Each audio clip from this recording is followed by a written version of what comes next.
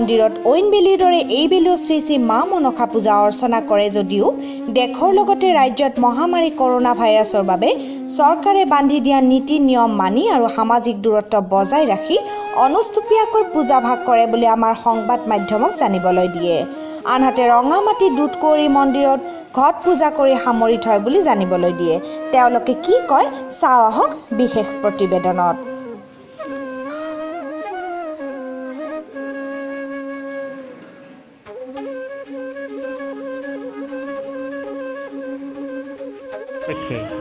আমি কোভিড-19 পৰিপ্ৰেক্ষিতত আমি আনুষ্ঠানিকতাটো বাদ দি অনুষ্টুপীয়াকৈ আমি এই পূজাখন পালন কৰিলোঁ। এইবাৰ আমাৰ আছিলে 51তম পূজা। আমি গোটেইখিনি ছ'চিয়েল মেইনটেইন কৰি অনানুষ্ঠানিকভাৱে গোটেইখিনি পালন কৰিলোঁ আৰু দূৰত্ব বজাই ৰাখি আজিৰ দিনৰ কাৰ্যসূচীখিনিও আমি পালন কৰিম বুলি ভাবিছোঁ। এই মন্দিৰৰ আপোনাৰ ইতিহাস আছে নেকি? ইতিহাস আছে। এইটো তত্ত্ববিদসকলে এইটো আহোম যুগৰ আগৰ পৰা প্ৰতিষ্ঠিত হোৱা বুলি কয়। কিন্তু আমাৰ পিতামহসকলে নজনা আগৰ পৰা এইখন মন্দিৰ প্ৰতিষ্ঠিত, কিন্তু এইখন চালুকীয়া অৱস্থাত আছিল। লাহে লাহে লাহে লাহে আহি এই অৱস্থা পাইছে। ইয়াৰ ইতিহাস সম্পৰ্কত আমি অবিদিত, সম্পূৰ্ণ নাজানো। এই নিউজ নিবলৈ আহিছে, আমাৰ এই মনসা পূজাখন এইবাৰ 51 বছৰত ভৰি দিলে। যোৱা বছৰত আমাৰ সোণালী জয়ন্তী হৈ গৈছে। এইবাৰ এই মহামাৰী কৰোণাৰ এই যিটো দৃষ্টিপাত হৈছে, এই ক্ষেত্ৰলৈ আমি চৰকাৰৰ নিৰ্দেশ অনুযায়ী পূজাখন আমি সম্পূৰ্ণৰূপে বন্ধ কৰিছোঁ হয়।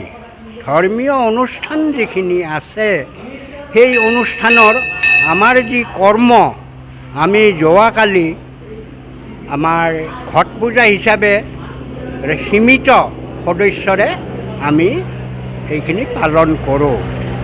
তাৰপিছত যিসকল যাত্ৰী আহিছে তেওঁলোকক আমি দূৰত্ব বজাই ৰাখি চেনিটাইজ কৰাই চাবোনেৰে হাত ধুৱাই মন্দিৰত প্ৰৱেশ কৰিবলৈ দিয়া হৈছে আৰু মাস্ক নিপিন্ধা মানুহক আমি মন্দিৰত প্ৰৱেশ কৰিব দিয়া নাই।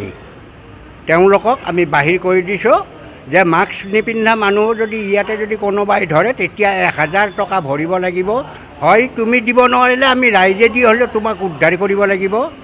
এই ভাষাৰে আমি তেওঁলোকক সান্তনা দি ৰাখিছোঁ। আৰু এই পূজাখন 1970 চনৰ পৰা আমাৰ ইয়াত অনুষ্ঠিত হৈ আছে। ইয়াত অনেক দেওধা আহে আৰু যোৱাকালিও দেওধাসকলে যি ব্ৰত পালন কৰি আছে, তেওঁলোকে মাৰ আশীৰ্বাদ লোৱাৰ কাৰণে যি আমাৰ হোমযজ্ঞ অলপ হৈছে, তাত আশীৰ্বাদ লৈ তেওঁলোক ঘৰে ঘৰে গৈছে।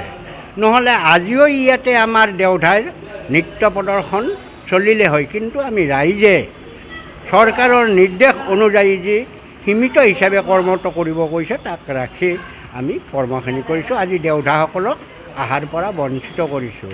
আৰু আজি যি ভক্তপ্ৰাণ আহিছে, তেওঁলোককো সম্পূৰ্ণ ধৰণে আমি দূৰত্ব বজাই ৰাখি তেওঁলোকক কৰ্মখিনি কৰি ইয়াতে আমি হেৰি হ'ব দিয়া নাই, জমা হ'ব দিয়া নাই। মানুহ আহিছে, প্ৰণাম কৰিছে আৰু গৈছে, এইটো নিৰ্দেশ দিয়া হৈছে। গতিকে বিশেষ নাই, মই এইখিনিকেই ক'লোঁ হয়। সমগ্ৰ বিশ্বতে মহামাৰী কৰোনা ভাইৰাছে ত্ৰাসৰ সৃষ্টি কৰিছে। তেনে ক্ষেত্ৰত এই মাৰে পূজাখন আপোনালোকে এইবাৰ অনুষ্টুপীয়াকৈ পালন কৰিছে, যিহেতু প্ৰত্যেক বছৰে উলহ মালহেৰে উদযাপন কৰা হয়। এইবাৰ অনুষ্টুপীয়াকৈ পালন কৰিছে মহামাৰী কৰোনা ভাইৰাছৰ বাবে। তেনে ক্ষেত্ৰত আপুনি কি কয় এই বিষয়ে? প্ৰথমতে মানুহ জীয়াই থাকিব লাগিব, প্ৰথমতে মানৱ জাতিটো জীয়াই থাকিব লাগিব। তাৰ লগে লগে আমি নিজৰ ধৰ্ম, স্বধৰ্ম, আমাৰ সনাতন ধৰ্ম, আমি শাক্তপীঠ, আমাৰ এইখন আমি মা ভগৱতীক আমি জীয়াই ৰাখিব লাগিব। আৰু তেখেতৰ আশীৰ্বাদ লৈয়ে আমি জীয়াই আছোঁ। গতিকে আমি উভয় কুল বজাই ৰাখি আমি চলি আছোঁ। আৰু এই ক্ষেত্ৰত সমূহ ৰাইজকেই আমি এইটো আহ্বান জনাইছোঁ, সংবাদ মাধ্যমৰ যোগে প্ৰশাসনে আৰু স্বাস্থ্য বিভাগে যিটো নীতি নিৰ্দেশনা দি আছে, সেইটো সকলো পালন কৰিব লাগে। আৰু সেইখিনি আমি সম্পূৰ্ণ পালন কৰি আমি পূজা অৰ্চনাখিনি কৰি আছোঁ। যিহেতু এই মন্দিৰটো বহুত পুৰণি বুলি আমি জানিব পাৰিছোঁ, এই ক্ষেত্ৰত তেনে এই মন্দিৰটোৰ ইতিহাস কি আছে? এইটো চাওক, এইটো আমাৰ দ্বিতীয় নিৰ্মাণ 1905 চনত হয়। 1905 চনৰ পৰা আজি 2020 চন হ'ল। এতিয়ালৈকে আমাৰ ৰঙামাটিৰ ৰাইজৰ অন্তৰ্গত যিখন ৰাইজগড়ৰ কমিটি থাকে, সেই কমিটিখনে পৰিচালনা কৰি আহিছে আৰু ৰাইজ গৈৰহৰ পৰিয়ালবোৰৰ পৰাই দান বৰঙণিৰে আজি আহি আমি এই অৱস্থাটো পাইছোঁহে। কিন্তু আমি চৰকাৰলৈ আশা কৰিছোঁ, আহ্বান জনাইছোঁ, অনুৰোধ জনাইছোঁ যাতে ইয়াক এটা আমি সৰ্বাংগ সুন্দৰভাৱে তৈয়াৰ কৰি আৰু ৰাইজৰ যাতে ইয়াত আহি ঘূৰা ফুৰা কৰিব পাৰে তেনেকুৱা এটা টুৰিষ্ট প্লেচ কৰিবৰ কাৰণে।